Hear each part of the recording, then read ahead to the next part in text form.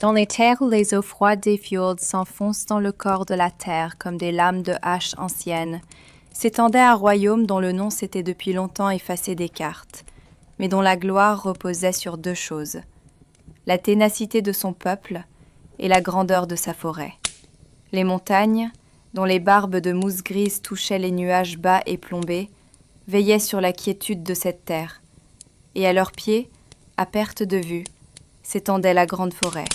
Ce n'était pas une charmante clairière pour les promenades, c'était un monde ancien et sombre de pins séculaires, dont les cimes s'entrelaçaient en une canopée si dense que même par le jour le plus clair, une pénombre éternelle régnait sur le sol. Cette forêt était le cœur qui pompait le sang végétal dans les veines du royaume. De ces troncs puissants, on construisait des dracars capables de défier le souffle glacé des mers du Nord. Son bois, crépitant dans les foyers, offrait de la chaleur pendant les longs et sombres hivers, lorsque le monde semblait s'endormir pour toujours. La forêt nourrissait, réchauffait et protégeait. Mais depuis de nombreux mois, le cœur du royaume était frappé par la maladie. La peur vint de son plus profond taillis. Le roi de cette terre était un homme dur comme la roche, et tout aussi pragmatique. Du haut de la tour de son château, il ne voyait pas la peur dans les yeux de ses sujets, mais les entrepôts qui se vidaient et les navires inachevés pourrissant à quai. Les bûcherons n'osaient plus s'aventurer au cœur de la forêt. Les rares qui revenaient n'apportaient pas de bûches, mais la folie dans les yeux et des cheveux blancs. Dans les tavernes, baissant la voix jusqu'au murmure, il parlait d'un tremblement qui parcourait les racines des arbres avant le malheur, d'un rugissement, pareil au grincement d'un glacier qui vèle, qui faisait tomber les oiseaux des branches comme des pierres, et d'une ombre plus sombre que la nuit la plus sans lune, une ombre avec deux charbons ardents ternes à la place des yeux. Et alors, à l'heure du désespoir, de la salle du trône retentit un décret royal, froid et tranchant comme l'acier d'une épée. À celui qui purifierait la grande forêt du mal qui s'était nichée en son cœur et qui abattrait le chêne séculaire devenu l'antre du monstre, le roi donnerait sa fille unique pour épouse et la moitié du royaume en dot. Beaucoup vinrent, alléchés par la récompense. Des chevaliers en armure étincelante et des chasseurs renommés aux arcs lourds. Mais la forêt gardait son secret, et le trône de la princesse restait vide. À la lisière même, là où les champs cédaient la place à l'ombre éternelle de la grande forêt, se tenait une isba, si solidement ancrée dans la terre qu'elle semblait faire partie du paysage. Construite en rondins goudronnés, elle supportait vaillamment les vents glacials et le poids des neiges hivernales. Y vivait un vieux paysan, dont les mains, couvertes d'un réseau de callosités, connaissaient le prix de chaque bûche et de chaque épi. Il ne croyait qu'en ce qu'il pouvait voir et toucher, le tranchant de la hache, la force de son dos, et l'obstination avec laquelle il fallait conquérir sur la nature le droit de vivre. Il avait 3 fils, mais il semblait que la nature ne lui en avait donné que 2. L'aîné s'appelait Père, et le cadet, Paul. Tous deux tenaient de leur père, larges d'épaules, avec des bras comme des bûches, capables de fendre un gros tronc d'un seul coup. Le soir, le travail terminé, ils s'asseyaient près du foyer et discutaient du décret royal. « Tu as entendu, Paul ? Un autre chevalier est revenu hier, l'armure cabossée, et il ne peut pas dire un mot. » lançait Père d'une voix de basse en faisant jouer ses muscles. « Des lâches !» reniflait Paul, en passant avec fracas une pierre à aiguiser sur le fil de sa hache. « Ce sont tous des mauviettes de la ville. Ce n'est pas de l'acier qu'il faut ici, mais de la force. Ma hache s'enfoncera dans ce chêne jusqu'au manche. La tienne, mais je couperai d'un seul coup ce qu'il t'en faudrait 3 pour entamer, » riait Père. Ils se préparaient comme pour une grande bataille. Leur meilleure hache étincelait à la lueur du feu, et chaque coup sur un tronc imaginaire était accompagné d'un cri fanfaron. Le jour vint, et Père, jetant sa hache étincelante sur son épaule, s'avança avec assurance dans la forêt. Il n'y resta pas même 1 heure. Il sortit du taillis comme un bouchon de sa bouteille, sans sa hache, le visage blanc comme un linge, et se terra sous un banc en marmonnant quelque chose à propos de montagnes qui marchent. « Paul rit longtemps et bruyamment de la couardise de son frère. « Regardez et apprenez comment font les vrais hommes !» cria-t-il, et, prenant sa hache, il partit sur les traces de Père. Son retour fut encore plus honteux. Il ne se contenta pas de courir, il s'effondra dans l'Isba à quatre pattes, ayant perdu en chemin non seulement sa hache, mais aussi une de ses bottes, et il mit longtemps à reprendre son souffle, hoquetant et pointant un doigt tremblant en direction de la forêt. Les deux gaillards, forts et fiers, étaient maintenant assis, blottis dans le coin le plus sombre, et sursautaient à chaque craquement du plancher. Leur force n'avait été rien face à la véritable peur. Pendant tout ce temps, tandis que ses frères se vantaient puis tremblaient de peur, le troisième fils, Espen-Askelad, était assis à sa place habituelle, sur un petit banc bas près du foyer. Il était frêle et maigre en comparaison de ses frères, et son passe-temps favori semblait être de dessiner des motifs complexes dans les cendres refroidies avec une brindille. On l'appelait d'ailleurs ainsi, Askelad, le garçon des cendres. Il ne prononça pas un mot lorsque Père et Paul aiguisaient leurs haches, se contentant d'écouter en silence leurs discours fanfarons, et dans ses yeux qui reflétaient la flamme, dansaient des étincelles songeuses. Quand ses frères revinrent de la forêt, humiliés, il ne sourit pas. Il se rapprocha seulement un peu du feu, comme pour tenter de déchiffrer des réponses dans ces langues de feu. Ils entendent le rugissement et voient la menace, pensait-il. Mais si le troll n'aimait tout simplement pas qu'on fasse trop de bruit chez lui? Le soir, lorsque le tremblement des frères se fut un peu calmé, Askelad se leva. Sa voix résonna si bas et si normalement qu'on ne l'entendit pas tout de suite. « Eh bien, maintenant, il semble que ce soit mon tour d'y aller, » dit-il en secouant la cendre de ses vêtements. Le silence fut brisé par un éclat de rire. Le père et les frères rirent si fort que les murs de l'Isba en tremblèrent. « Toi ? Mais le vent t'emportera avant que tu n'atteignes le premier pain !» cria Paul. Mais Askelad ne leur prêta aucune attention. Il ne chercha pas la meilleure hache. Au lieu de cela, il s'approcha de sa mère et demanda « Maman, donne-moi s'il te plaît un quignon de pain pour la route, et aussi ce grand morceau de fromage blanc qui est à la cave. » Muni de ces simples provisions, il prit la hache la plus ordinaire de son père et se dirigea vers la porte. Il partait pour la même forêt, sous les mêmes rires assourdissants qui avaient accompagné ses frères. Mais contrairement à eux, dans les yeux d'Askelad, il n'y avait ni stupidité arrogante, ni peur, seulement une curiosité tranquille et calme. La forêt accueillit Askelad d'une manière bien différente de ses frères. Pour eux, elle avait été un mur hostile de troncs et de branches. Pour lui, c'était une créature vivante qui respirait. Il ne fonçait pas tête baissée en faisant traquer les brindilles sèches. Ses pieds se posaient presque sans bruit sur le tapis moelleux de mousse et d'aiguilles de pin tombé. Il ne voyait pas simplement des arbres, mais les motifs de lichen sur leur écorce, semblables à d'anciennes runes. Il remarquait comment la mousse veloutée choisissait toujours le côté nord des rochers, comme pour chercher refuge au bref soleil du nord. L'air y était dense et frais. Il sentait la terre humide, les feuilles en décomposition et la fraîcheur âcre et résineuse des conifères.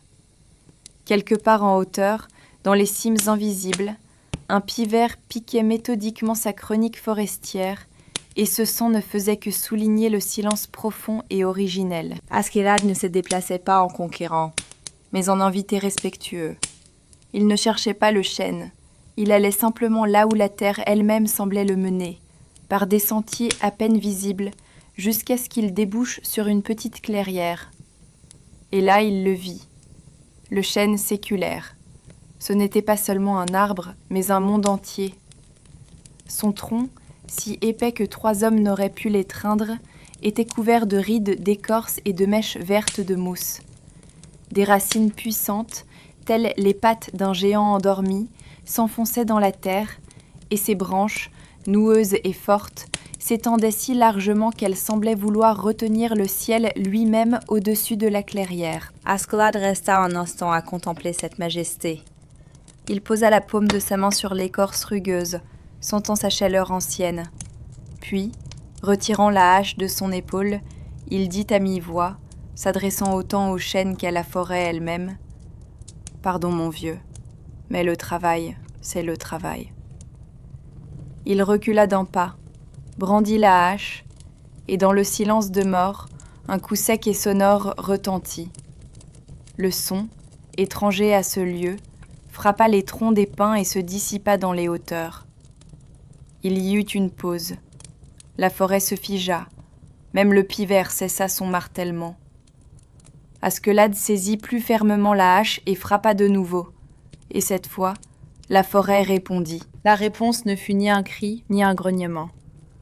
D'abord, des profondeurs de la terre monta un grondement sourd et vibrant, comme si quelque chose d'énorme s'était réveillé dans les entrailles. Puis, un léger frémissement parcourut les racines du chêne, le sol lui-même, faisant sursauter les feuilles mortes. Et puis un craquement se fit entendre.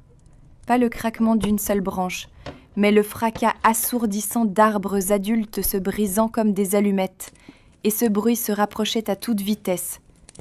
Le sol de la forêt se souleva, et de derrière le mur de pins, les écartant comme de secs roseaux, s'avança une créature de pierre et de mousse. C'était un troll. Il était haut comme 3 hommes superposés. Sa peau, gris vert et bosselée, ressemblait à l'écorce d'un vieil arbre couvert de lichen. Un long nez crochu surplombait une large gueule pleine de dents jaunes semblables à des rochers. Mais le plus effrayant étaient les yeux. 2 charbons ardents ternes, à peine rougeoyants, enfoncés profondément sous des sourcils saillants. Il sentait le marais, la terre humide et autre chose encore, une odeur douceâtre de viande avariée. Il fit un pas, et la terre trembla sous lui. « Qui ose couper ma forêt ?» Sa voix n'était pas seulement forte, c'était le fracas d'une chute de pierre, un son qui semblait pouvoir fendre les rochers. N'importe qui d'autre à la place d'Askeladd se serait enfui, mais le garçon ne tressaillit même pas. Il abaissa lentement sa hache, comme s'il terminait sa journée de travail. Puis, sans se presser, il s'essuya les paumes sur son pantalon et leva la tête, regardant calmement le monstre de bas en haut. Dans son regard, il n'y avait ni défi ni peur, seulement une curiosité pure et sans mélange. « Je vais te manger !» rugit le troll, voyant que son air menaçant n'avait pas produit l'effet escompté. « Entier ou en morceaux ?» demanda doucement Askeladd en penchant la tête sur le côté. Le troll fut décontenancé un instant. « Je vais t'écraser, te réduire en bouillie !»« Et la bouillie, tu la mangeras aussi ?» s'enquit le garçon avec le même calme. Le troll cligna de ses yeux ternes. Il était habitué aux cris, aux supplications et à la panique. Mais ce petit homme ne jouait pas le jeu. Il ne discutait pas, n'implorait pas, mais posait des questions étranges et déroutantes. La fureur du troll commença à céder la place à une perplexité primitive. Pour retrouver son assurance, le troll décida de démontrer la seule chose dont il était sûr, sa force écrasante. Il se pencha, ses doigts énormes, semblables à des racines, saisirent un rocher moussu de la taille d'un tonneau. Avec un grognement d'effort, il le souleva au-dessus de sa tête et l'abattit avec fracas sur une autre pierre. Le rocher se brisa en morceaux, projetant des éclats de granit tout autour. Le troll regarda triomphalement Askeladd, s'attendant à y voir de la terreur, mais Askeladd se contenta de hocher la tête d'un air approbateur, comme s'il évaluait le travail d'un apprenti. « Pas mal, dit-il. Tu as de la force, mais pour l'intelligence, on dirait qu'il en manque un peu. N'importe quel imbécile peut briser des pierres, mais essaye donc de faire pleurer une pierre. » Sur ces mots, il plongea nonchalamment la main dans sa besace et en sortit un gros morceau de fromage blanc et humide. Il le fit tourner dans ses mains pour que le troll puisse bien le voir. Voilà, dit Askelad. C'est une pierre blanche spéciale. Je l'ai trouvée dans le lit d'une rivière de lait asséché. Il y a encore de l'eau à l'intérieur. Tu veux essayer de la presser ? Le troll prit le fromage avec méfiance. Il était plus mou et plus léger qu'une pierre ordinaire, mais l'esprit du troll n'était pas fait pour l'analyse. Il le serra dans son poing gigantesque. Rien. Il serra plus fort, si fort que ses muscles gonflèrent comme des sacs de grains. La pierre se déforma à peine. De rage, le troll jeta le fromage par terre et tapa du pied, faisant de nouveau trembler la terre. Askelad ramassa le fromage en secouant les aiguilles de pain qui y étaient collées. « Laisse-moi te montrer comment on fait, » dit-il. Il prit la pierre à deux mains, plissa les yeux, et son visage exprima un effort incroyable. Il contracta tout son corps, ses doigts s'enfonçant lentement dans la masse souple. Le temps sembla ralentir, et voilà que, dans un silence complet, de sous ses doigts apparut la première goutte blanche, puis une deuxième, une troisième. Un petit lait épais et laiteux se mit à suinter et à goûter sur la mousse. Le rugissement du troll resta coincé dans sa gorge, remplacé par un reniflement rauque et étonné. Il fit un pas en avant, puis un autre, et, s'accroupissant, il fixa la scène. Son doigt énorme, épais comme une bûche, toucha avec hésitation la flaque blanche sur la mousse. Il porta le doigt à son nez noueux, le renifla. L'odeur était étrange, inconnue. Son esprit primitif était confronté à l'impossible. Ce petit homme fragile venait de faire pleurer une pierre. Dans ses yeux ternes de charbon, la peur primitive commença à être supplantée par quelque chose de nouveau, un respect déférent. Ayant brisé la volonté du troll, Askelad accepta sa proposition de dîner. La grotte du maître de la forêt se révéla n'être pas un simple trou sale dans la roche, mais une salle immense et retentissante, dont les voûtes se perdaient dans l'obscurité. L'air était lourd et vicié. Il sentait la fumée d'un feu qui charbonnait, une humidité séculaire et quelque chose d'aigre doux, comme une vieille charogne.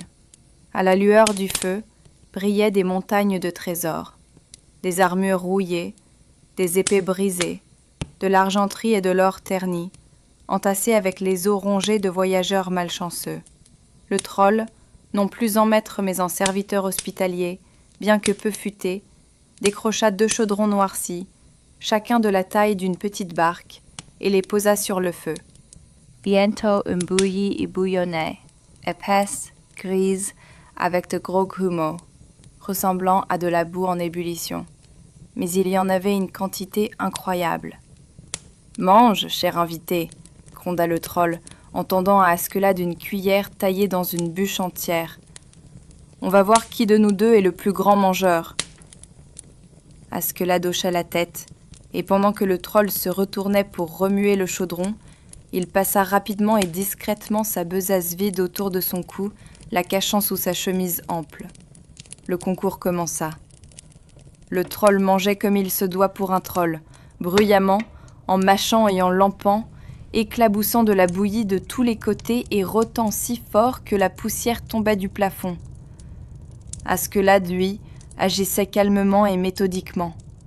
Une cuillère allait soigneusement dans sa bouche, et les 2 suivantes, pendant que le troll était occupé avec son chaudron, allaient directement dans la besace. Le ventre du troll gonflait à vue d'œil, tandis qu'Askelad restait aussi maigre. Mais il engloutissait la bouillie à une vitesse étonnante.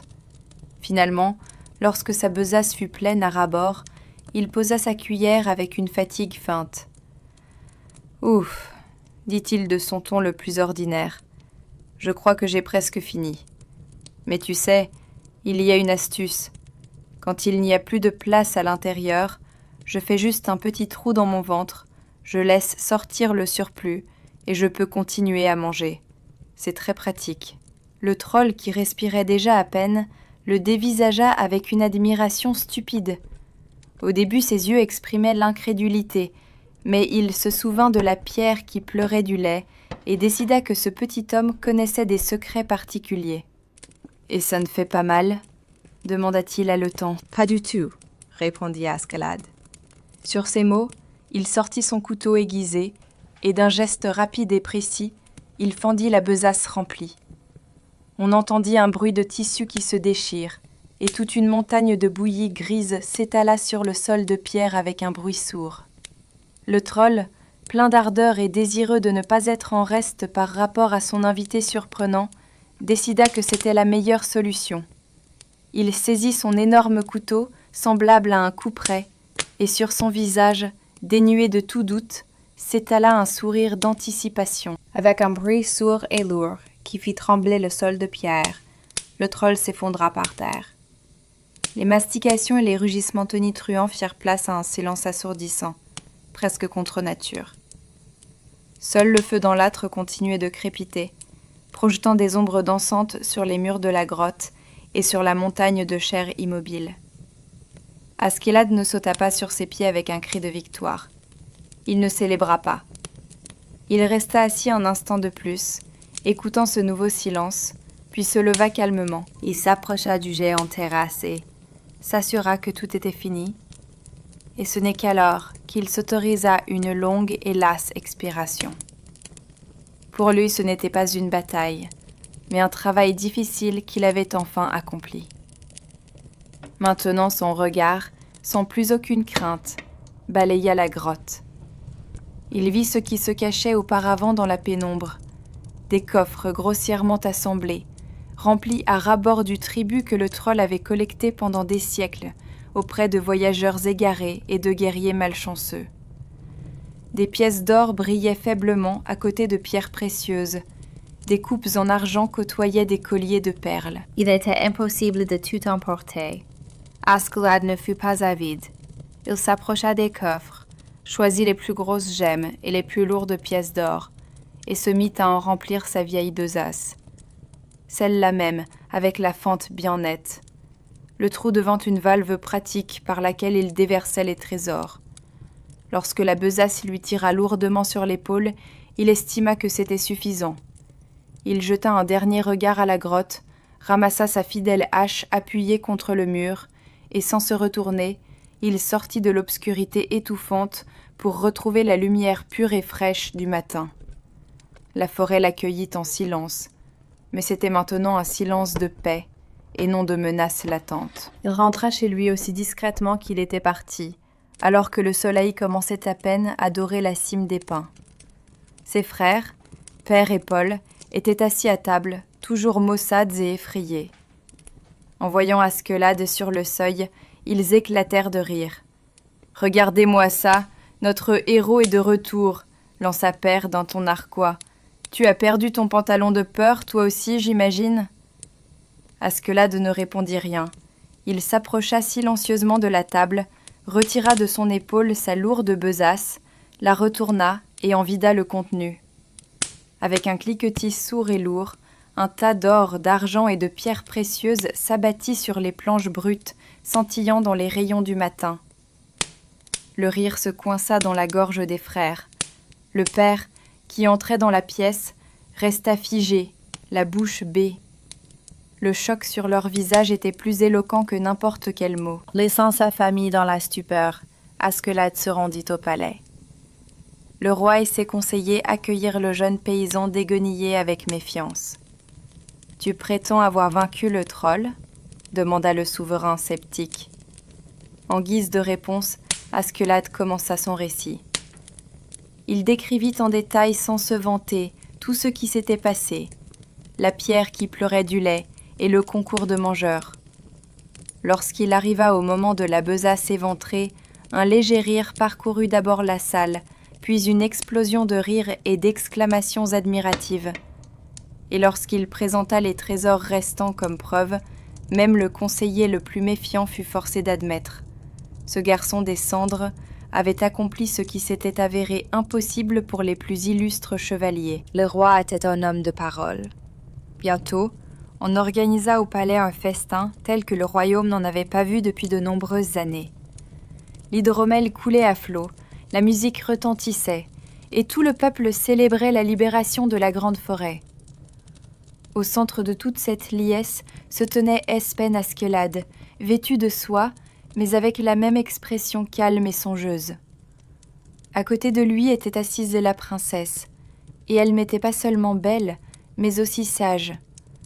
Avec une admiration sincère, elle regardait son fiancé, comprenant que son véritable trésor n'était pas l'or du troll, mais un esprit aussi tranchant qu'une lame de hache, caché sous le masque d'un simplet. Ainsi se termina cette histoire.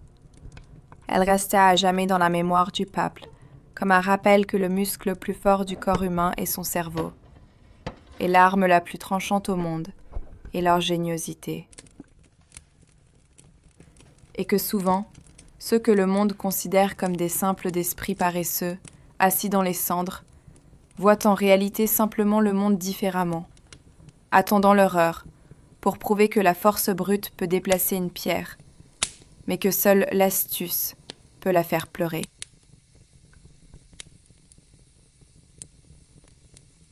Dans cette partie du royaume où même les plus hardis marchands ne risquaient pas de s'aventurer, se dressait une misérable cabane, perdue dans la blancheur infinie des neiges. Le froid ici n'était pas simplement une météo, mais un invité permanent. Il s'insinuait dans les poutres mêmes des murs et habitait les os des occupants de la maison. À l'intérieur, dans une pénombre éternelle, se terrait une grande et pauvre famille. Le père et la mère avaient depuis longtemps oublié l'aspect d'un dîner copieux, et leurs nombreux enfants ne connaissaient qu'un seul goût, celui de la soupe claire, et un seul son, le gargouillis silencieux des ventres affamés. Le désespoir était aussi épais que l'air glacial derrière la fenêtre. Un jour, au plus fort d'une tempête, alors que le vent hurlait comme un loup affamé, la porte de la cabane frémit sous des coups lourds et mesurés. Lorsque le père l'ouvrit, ce n'était pas un homme qui se tenait sur le seuil. Un immense ours blanc, dont la fourrure était plus blanche que la neige fraîchement tombée, emplissait toute l'embrasure. Il n'avait pas l'air d'une bête sauvage. Dans ses yeux, sombres et profonds, se cachait une sagesse ancienne, et quand il parla, sa voix fut un grondement sourd qui fit trembler les tasses sur l'étagère. « Donne-moi ta plus jeune fille », gronda-t-il, et ces mots n'étaient pas une demande, mais une affirmation. « Et vous serez aussi riche que vous êtes pauvre maintenant. » Le père et les aînés se figèrent, et dans leurs yeux s'alluma une lueur d'espoir désespéré. Mais la mère poussa un cri, et serra contre elle sa plus jeune fille, la plus belle de toutes. La jeune fille regarda l'ours avec terreur, puis son regard balaya la pièce. Elle vit les frêles épaules de ses frères, les joues creuses de ses sœurs et le désespoir dans les yeux de son père. Elle comprit que sa vie était la seule pièce avec laquelle sa famille pouvait payer pour être sauvée de la mort par la faim. Prenant une profonde inspiration, elle se dégagea de l'étreinte de sa mère. Sa voix résonna, basse mais si ferme que personne n'osa objecter. « J'irai. » Elle grimpa sur le dos large et chaud de l'ours blanc, et le monde qu'elle connaissait resta derrière elle. Ils filèrent à travers les forêts enneigées, gravirent des pics de glace qui égratignaient le ventre des nuages et traversèrent d'infinies étendues désertes où seul le vent hurlait. Le voyage fut long et silencieux, et enfin, au milieu d'une nature sauvage et intacte, un château s'éleva devant eux. Il semblait tisser de l'air glacial lui-même, ses flèches scintillant sous le soleil froid. À l'intérieur, l'attendait une splendeur qu'elle n'aurait pu imaginer, même en rêve. Les salles étaient ornées d'argent ciselé et d'or fondu, et dans les cheminées brûlait un feu qui ne produisait pas de fumée. Il suffisait qu'elle pense à de la nourriture pour que les tables se couvrent de mets exquis. Il suffisait qu'elle souhaite une nouvelle robe pour que des tenues de soie et de velours apparaissent dans la garde-robe. Mais tout ce luxe avait un prix, un silence absolu, retentissant. Dans les immenses salles, on n'entendait ni les pas des serviteurs, ni le murmure des courtisans. Il n'y avait pas une seule âme qui vive, et sa propre respiration semblait assourdissante dans ce mutisme doré. À la tombée de la nuit, la peur lui serra le cœur. Par l'obscurité totale et impénétrable de sa chambre, elle entendit la porte s'ouvrir. Quelqu'un entra et s'assit au bord de son lit. Elle ne le voyait pas, mais elle sentit sa chaleur et entendit sa voix, douce, bonne et infiniment tendre. « N'aie pas peur, dit-il. Je viendrai à toi chaque nuit. Tu seras ma femme, et rien ne te sera refusé. Mais il y a une condition. Tu ne devras jamais essayer de voir mon visage à la lumière. Si tu enfreins cette interdiction, un grand malheur nous frappera tous les deux. » Ainsi s'écoula sa vie. Les jours, elle les passait dans une solitude éclatante, errant dans les salles vides. Les nuits, en revanche, étaient remplies de conversations feutrées, de chaleur et de tendresse. Peu à peu, sa peur de l'invité invisible se mua en un profond attachement, puis en un véritable amour. Elle aima sa voix, sa bonté, son âme, et il lui semblait qu'elle n'avait besoin de rien de plus. Mais même l'or peut devenir une cage. Une profonde nostalgie des siens commença à lui ronger le cœur, et elle supplia l'ours blanc de lui permettre de leur rendre visite. Il accepta avec une grande réticence, et une tristesse se figea dans ses yeux sages. « Va si tu le dois, gronda-t-il, mais écoute mon conseil, écoute ton cœur, et non les paroles de ta mère. Sinon tu nous attireras un grand malheur à tous les deux. » Il la ramena à la maison, qu'elle reconnut à peine. La misérable cabane s'était transformée en une riche propriété. Ses frères et sœurs étaient rassasiés et heureux, et la misère n'était plus qu'un lointain souvenir. Mais la mère, en lassant sa fille, commença à semer dans son âme les graines empoisonnées du doute. « Il est bon, dis-tu, » chuchotait-elle, et sa voix était aussi insinuante que le sifflement d'un serpent. Mais qui est-il? Et si ce n'était pas un homme du tout? Et si tu partageais ton lit avec un troll hideux? Tu dois connaître la vérité. Avant son départ, la mère lui glissa dans la main un bout de bougie et un silex avec un briquet. Un simple cadeau, empoisonné par la trahison. De retour au château silencieux, elle sentit un combat douloureux s'embraser dans son âme. Son cœur lui disait de faire confiance à celui qu'elle aimait, mais le murmure venimeux de sa mère attisait une curiosité brûlante qui la privait de repos. Cette nuit-là, sa résolution s'effondra. De ses mains tremblantes, elle attendit que sa respiration devienne profonde et régulière. Puis, elle frotta le silex. Une douce flamme éclaira le visage sur l'oreiller. Ce n'était pas un troll. C'était le plus beau prince qu'elle ait jamais vu. Ses traits étaient sereins dans le sommeil. Un soupir d'admiration s'échappa de ses lèvres. Mais à cet instant, sa main trembla, et 3 gouttes de cire chaude tombèrent sur le tissu immaculé de sa chemise. Il se réveilla avec un cri qui n'était pas de fureur, mais seulement de désespoir, pur et déchirant. « Qu'as-tu fait ?» gémit-il, et la douleur se figea dans ses yeux. « Tu as rompu le serment. Si seulement tu avais patienté 1 an, le charme se serait dissipé. Maintenant je suis perdue pour toi. Je dois me rendre chez la méchante reine des trolls, dans son château qui se trouve à l'est du soleil et à l'ouest de la lune, et devenir son époux. » Et avant qu'elle n'ait pu dire un mot, lui et le magnifique château disparurent, la laissant seule dans une obscurité impénétrable. Au même instant, les derniers mots du prince s'évanouirent, tout disparut. Les murs d'or, les tapis moelleux, la chaleur du foyer, tout fut réduit à néant. Elle se retrouva seule, au milieu d'une plaine nue et enneigée, où le vent hurlait sur elle son chant funèbre. La soie et le velours sur ses épaules tombèrent en poussière, remplacés par les vieux vêtements grossiers de sa vie passée. Le luxe n'avait été qu'un rêve, et le réveil devint un cauchemar. D'abord, le désespoir la submergea. Elle tomba à genoux dans la neige froide et piquante, et des larmes brûlantes lui cinglèrent les joues, gelant dans le vent glacial. Elle ne pleurait pas de froid ni de peur de l'étendue sauvage. Elle pleurait de la conscience cuisante de sa faute. Sa curiosité, attisée par un murmure empoisonné, avait tout détruit. Elle n'avait pas perdu un château ni des richesses.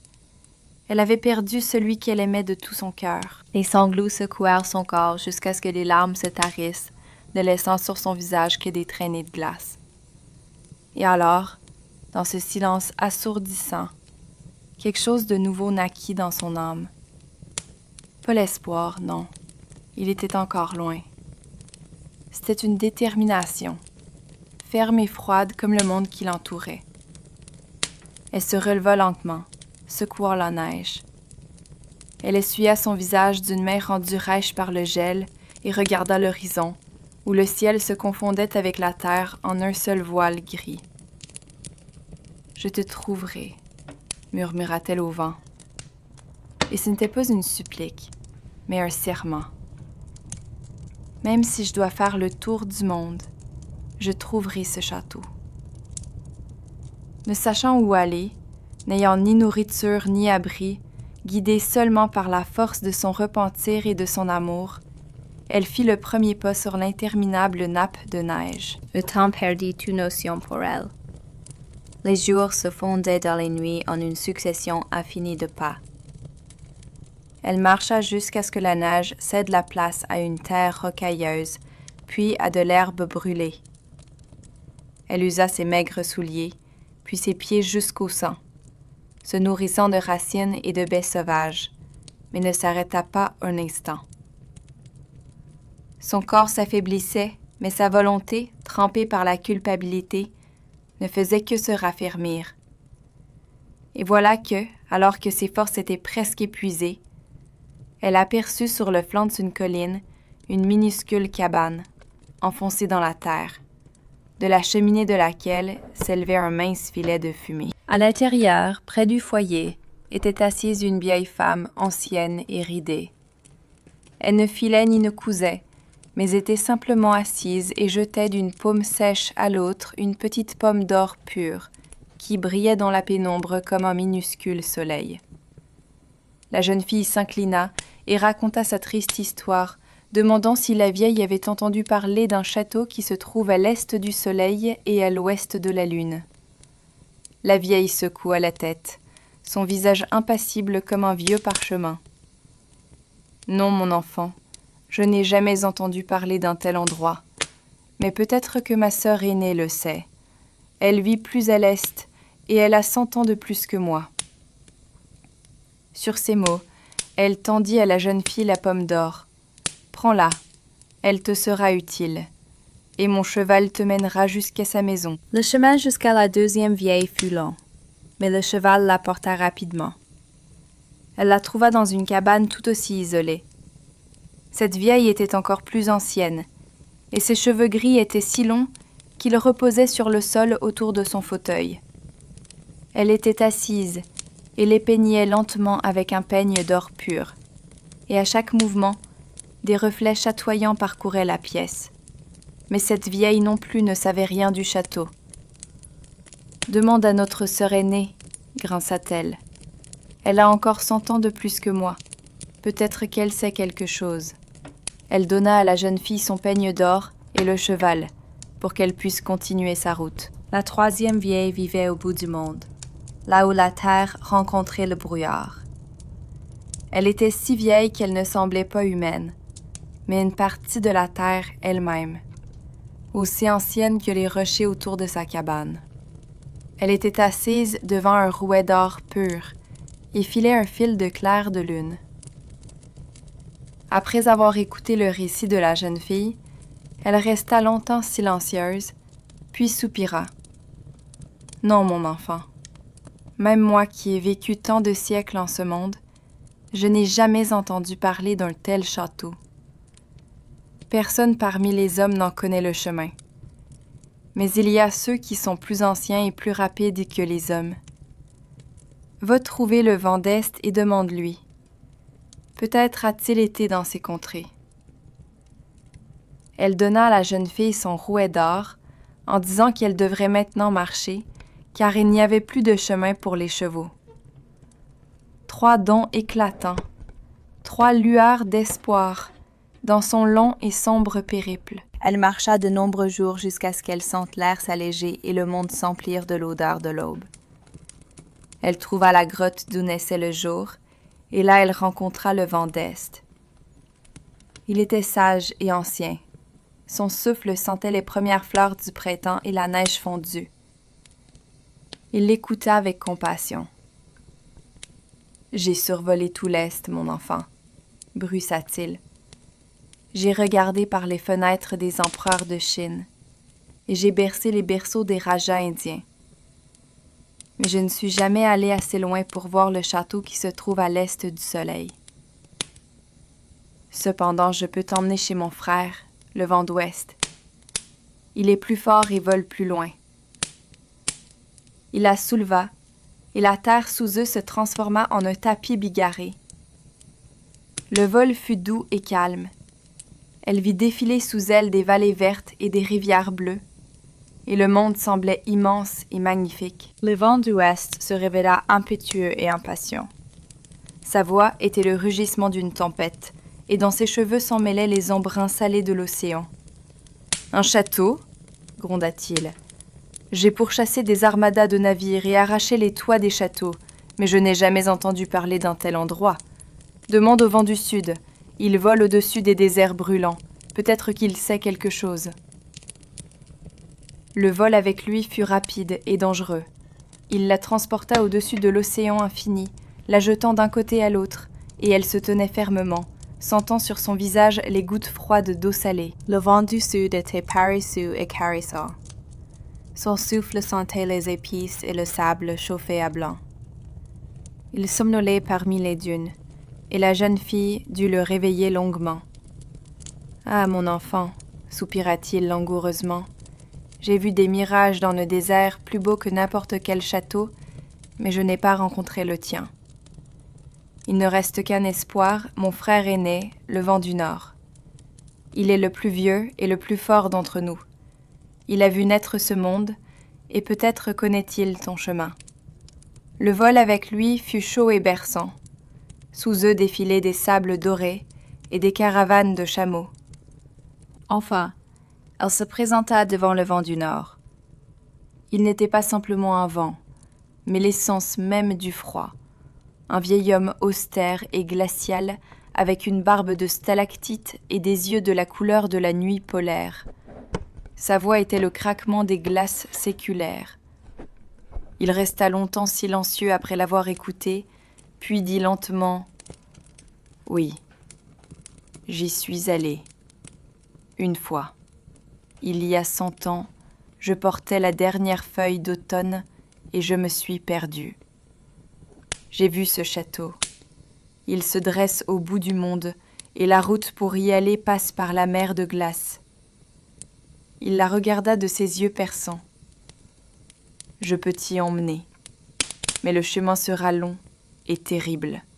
Je ne pourrai pas te protéger de mon propre froid, et je te laisserai aux portes, car même moi je ne peux aller plus loin. » Elle accepta. Ce ne fut pas un vol, mais une bataille pour la vie.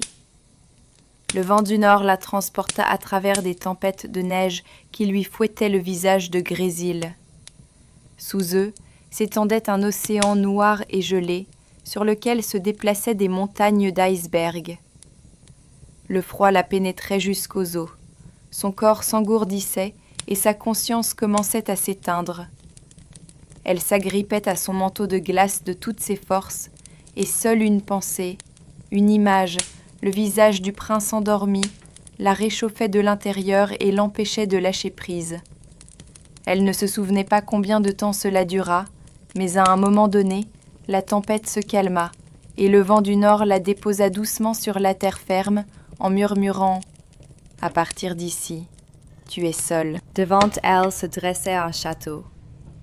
Il n'était pas de glace blanche et étincelante, mais de pierre noire comme la nuit polaire, polie jusqu'à un éclat de miroir. Dans ses facettes se reflétaient faiblement les rares étoiles, mais il n'émettait pas de lumière, il semblait plutôt l'absorber. Du château émanait un froid de tombe et un silence absolu, sans vie. Les immenses portes étaient closes.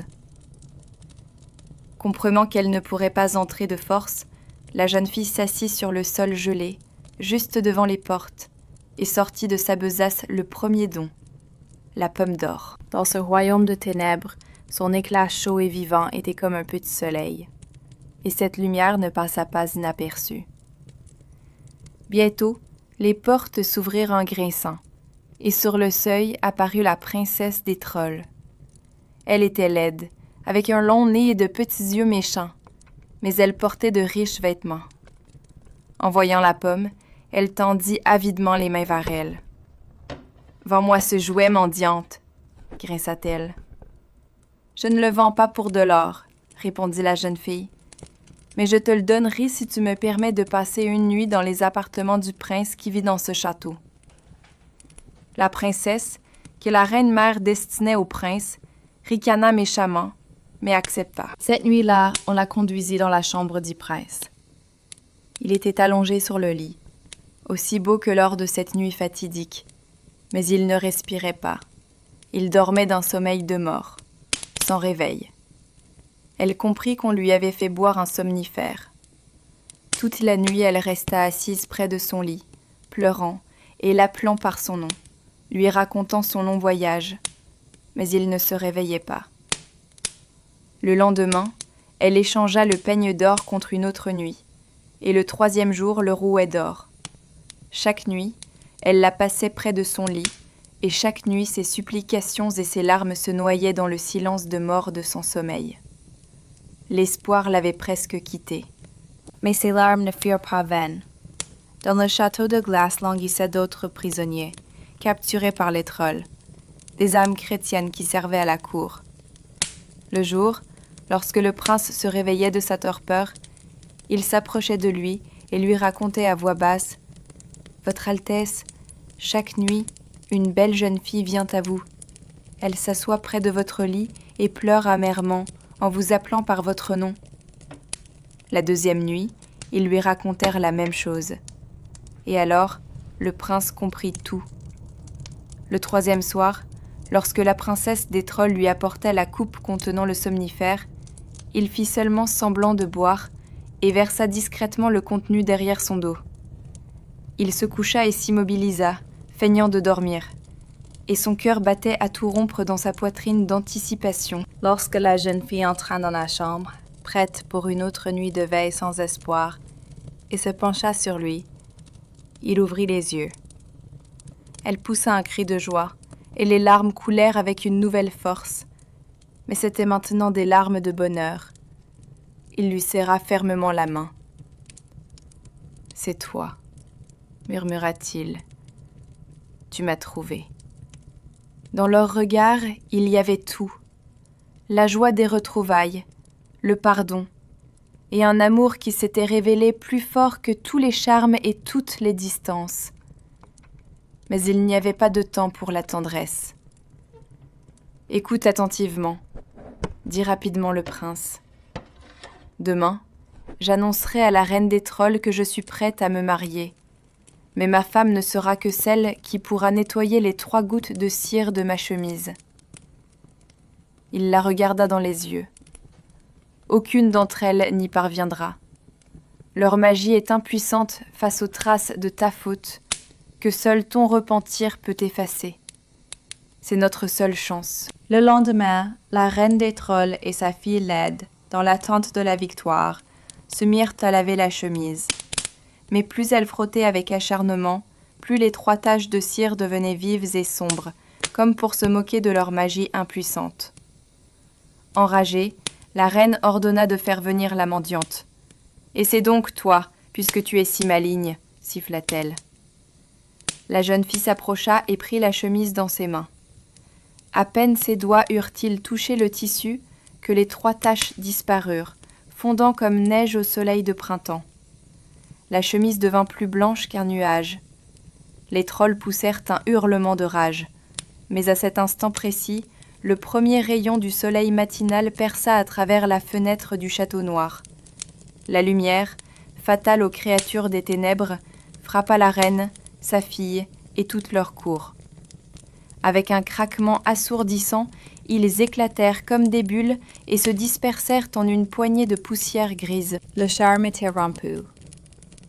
Le prince et sa sauveuse libérèrent tous les prisonniers des geôles de glace. Emportant les trésors inestimables des trolls, ils entreprirent un long voyage de retour vers son royaume.